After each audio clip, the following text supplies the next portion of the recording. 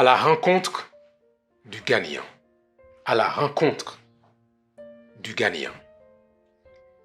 Dans un monde de compétition sportive et d'hyper-médiatisation, il est toujours très intéressant de rencontrer le champion d'une grande compétition mondiale telle les Jeux Olympiques ou la Coupe du Monde.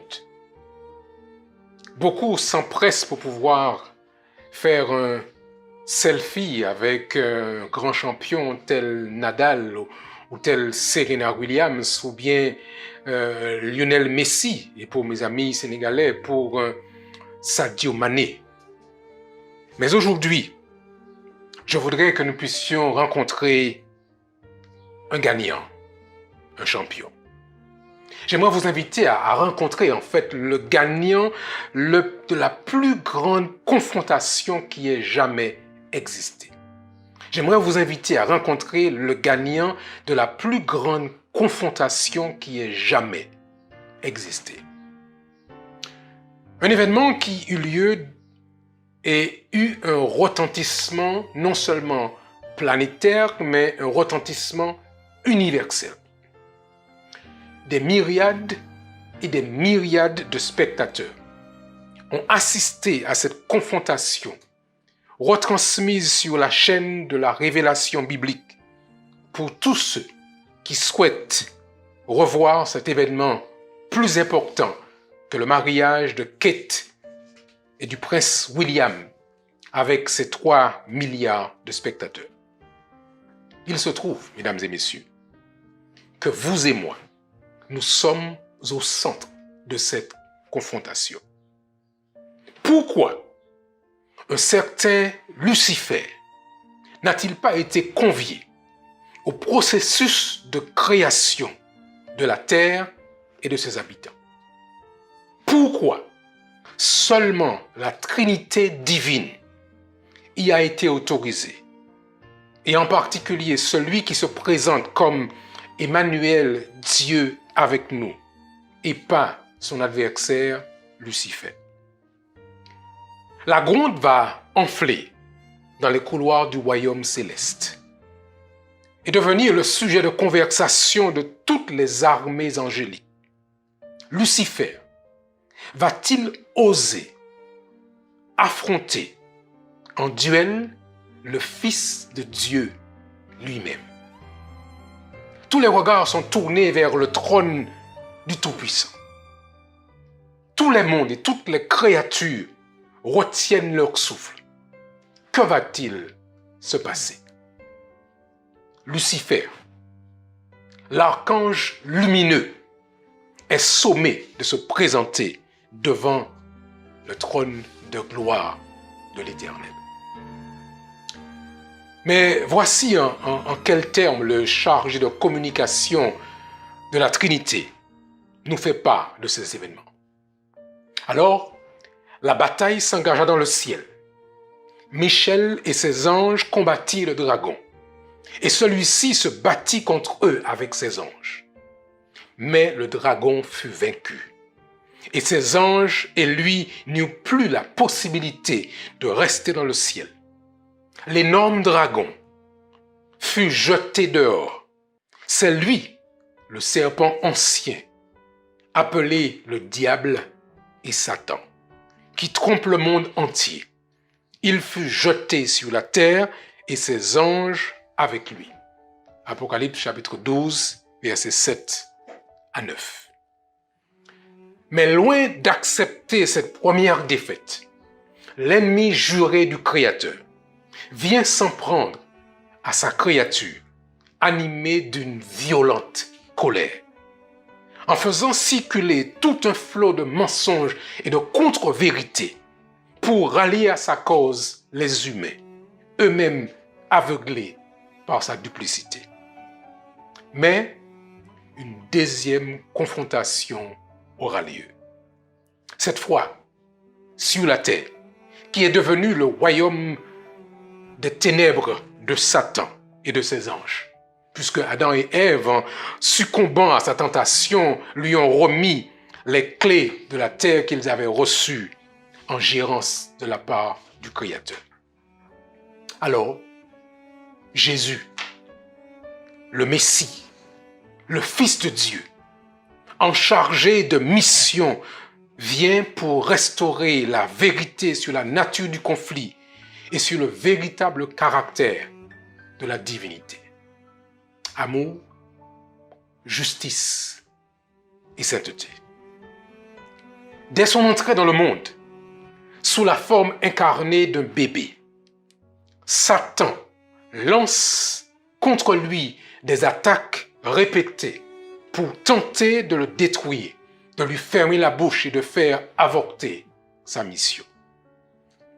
Au début de sa prise de mission officielle, à l'âge de 30 ans, après que Jésus ait passé 40 jours d'intimité avec son Père, Satan lance contre lui la première attaque frontale contre le représentant de la divinité sur terre.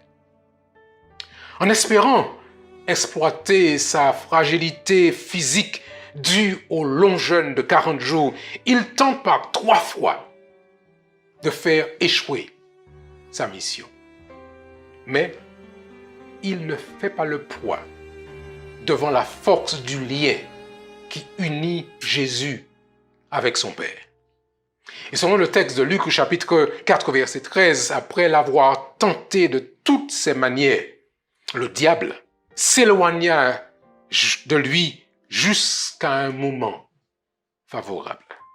Et finalement, après avoir tout essayé, Satan pense enfin avoir mis de son côté tous les atouts pour prendre sa revanche.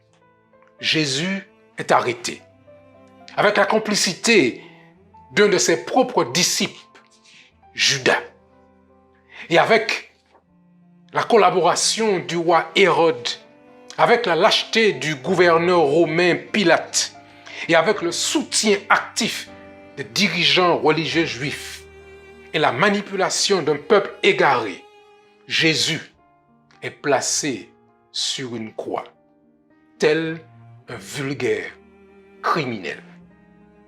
Et là, sur le calvaire, Jésus va rendre le souffle sous le regard abasourdi de ses disciples et sous le déchirement des femmes et de Marie, sa mère en particulier.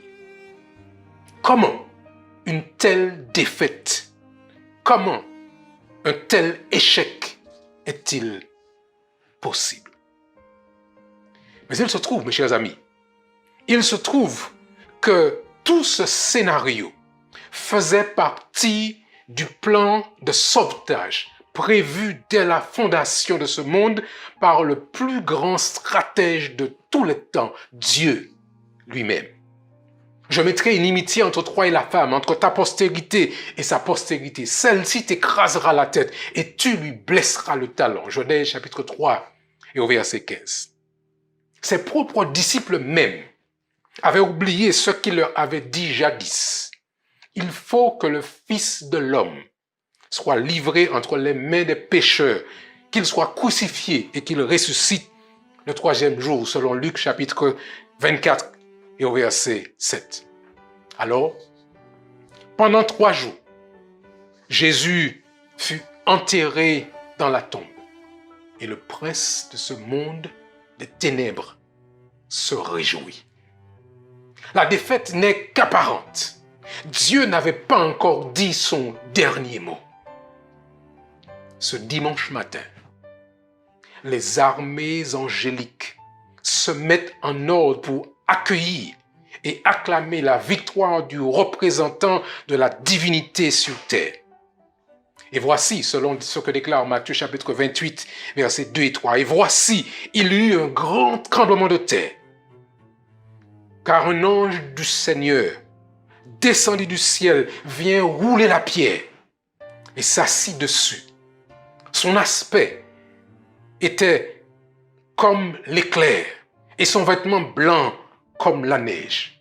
Et Jésus, ce jour-là, ce dimanche matin, sort du tombeau victorieux de la mort et du séjour des morts. Une fois de plus, et cette fois sur son propre terrain, Satan reçoit une défaite cinglante. C'est la deuxième mi-temps de match sans prolongation. Nous sommes, chers amis, arrivés dans les arrêts de jeu. Nous attendons simplement le coup de sifflet final qui déclarera le vainqueur définitif et irrévocable d'une partie qui n'a que trop duré. Mais voici le gagnant. Mesdames, mesdemoiselles et messieurs, chers amis, j'ai l'insigne honneur et la joie de vous présenter le vainqueur du grand conflit cosmique entre le bien et le mal, entre le dragon et Michael, le prince de la paix, Jésus-Christ lui-même. C'est lui le vainqueur, acclamé, le gagnant. Voilà ce qu'il dit de lui-même dans l'épilogue de l'histoire de cette planète. Je suis le premier et le dernier, et le vivant. J'étais mort, et voici je suis vivant au siècle des siècles. Je tiens les clés de la mort et du séjour des morts. Apocalypse chapitre 1er, verset 18. La question cruciale pour nous aujourd'hui, chers amis, est de savoir dans quel camp nous sommes. Nous considérerons cette question dans notre prochaine réflexion. Mais pour aujourd'hui, je voudrais vous inviter, chers amis, à adorer avec moi le gagnant, à acclamer le vainqueur avec les paroles de ce chant. Alléluia, Alléluia, gloire à Dieu le Seigneur Tout-Puissant. Amen, Amen, Amen. Louange à l'agneau.